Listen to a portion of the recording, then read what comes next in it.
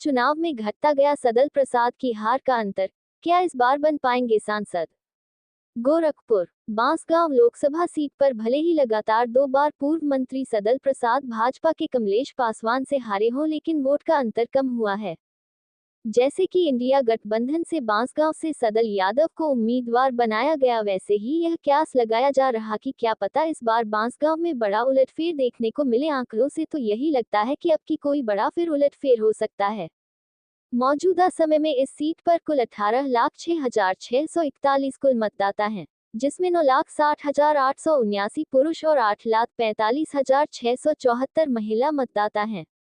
2019 में इस सीट पर कुल 59.34% मतदान हुआ था, जो अब तक का सर्वाधिक मतदान रहा है, जबकि सबसे कम मतदान 32.81% रहा। बांसगांव लोकसभा सीट पर नोटा को भी खूब वोट मिलते हैं। वर्ष 2014 में जहां नोटा को 13,495 वोट मिले थे, तो वहीं वर्ष 2019 में नोटा को मिले वोटों की संख्या 14,093 हो गई। वर्ष 2019 के चुनाव में कमलेश पासवान व सदल प्रसाद के बाद नोटा तीसरे स्थान पर था।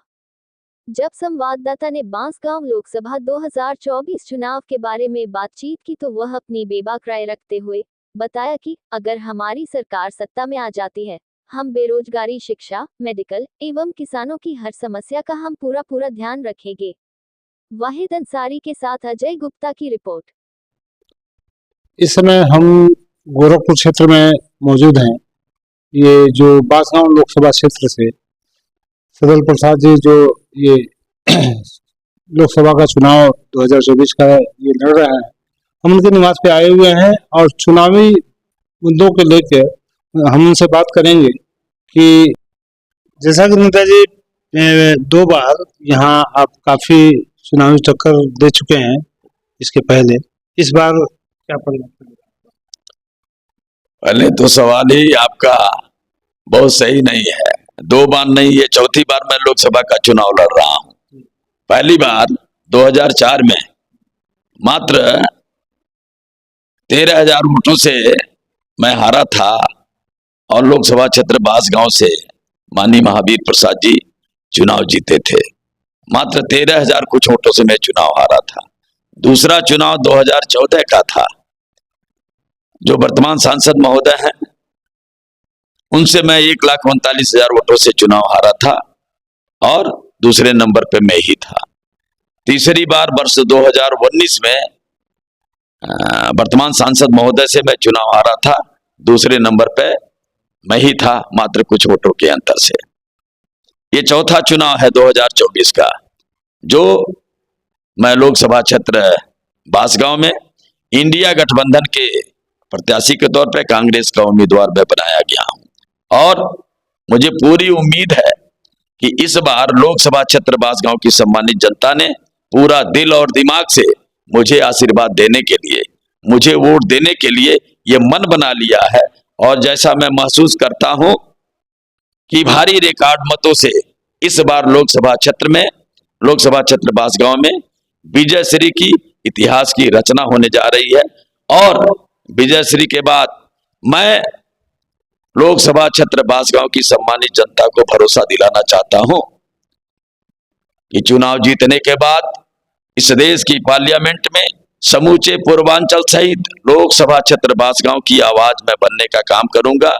और जो प्रत्येक साल बजट होंगे, बजट जो पारित किए जाएंगे, पास किए जाएंगे, 543 लोकसभा सदस्यों में लोकसभा क्षेत्र बांसगांव के लिए जो भी हक और अधिकार बनेगा, उसको मैं सदन में अपनी पुरजोर बुलंद आवाज करके इस क्षेत्र के लोगों को मैं सौंपने का काम करूंगा, देने का काम करूंगा।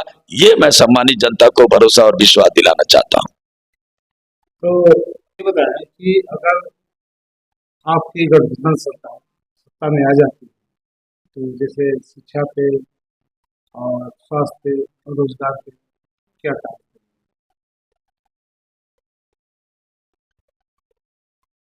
पहले तो अब मैं आपको धन्यवाद देता हूं कि आप मेरे यहां पधारे। आपका बहुत बहुत स्वागत। रहा सवाल, जो आपका सवाल है, कि इंडिया गठबंधन की सरकार बनती है, शिक्षा, स्वास्थ्य और रोजगार के बारे में आप क्या करेंगे? मैं इस सवाल का जवाब देना चाहता हूं कि आपको मालूम है कि देश के पार्लियामेंट में टोटल लोकसभा सदस्यों की संख्या 543 है। 543 में से लोकसभा क्षेत्र बांसगांव की सम्मानित जनता मुझे आशीर्वाद दे करके, वोट दे करके इस देश के सबसे बड़े सदन, लोकसभा के सदन में भेजती है। तो इस सवाल का जवाब अकेले सदल प्रसाद नहीं दे सकता है। इंडिया गठबंधन से मुझे कांग्रेस पार्टी का उम्मीदवार बनाया गया है और इंडिया गठबंधन की ओर से घोषणा पत्र जो है ये बहुत जल्द ही आप सभी लोगों के समक्ष प्रस्तुत होगा। लेकिन मोटी मोटा जो हम लोगों की जानकारी में आया कि जैसा राष्ट्रीय नेतृत्व ने प्रेस वार्ता किया, हमारे प्रदेश के सम्मानित अध्यक्ष अजय कुमार राय जी ने प्रेस वार्ता किया और उसमें जो बातें देश के हित के लिए आई हैं, जो सभी लोग वर्तमान समय में जो 10 सालों से भारतीय जनता पार्टी की सरकार चल रही है, उनके विकल्प के रूप में सबसे अच्छा, बेहतर इस देश के लिए, इस देश के वासियों के लिए, पढ़े लिखे नौजवानों के लिए और बेरोजगार के जो लोग करोड़ों की संख्या में इस समय जो शिकार हैं, अपने जिंदगी से हताश और निराश हो चुके हैं, उनके लिए जो ये इंडिया गठबंधन की सरकार यदि केंद्र में बनती है तो क्या करेगी। मैं आपको मोटे तौर पर हिस्सेदारी न्याय की होगी, गिनती करो व्यापक सामाजिक, आर्थिक और जात की जनगणना की, आरक्षण के हक का, जिसमें SC, ST, OBC आरक्षण पर 50% की जो सीमा है वो हटा दी जाएगी।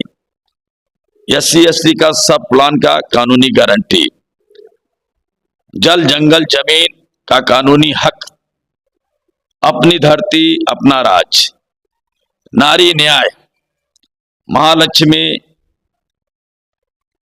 गरीब परिवार के एक महिला को सालाना 1 लाख रुपए की व्यवस्था करेगी इंडिया अलायंस की गवर्नमेंट, आधी आबादी पूरा हक, शक्ति का सम्मान होगा, अधिकार मैत्री सावित्रीबाई फुले हॉस्टल, जो अभी तक की क्षमता रही है उस क्षमता को दूना करने का काम इंडिया गठबंधन की सरकार करेगी।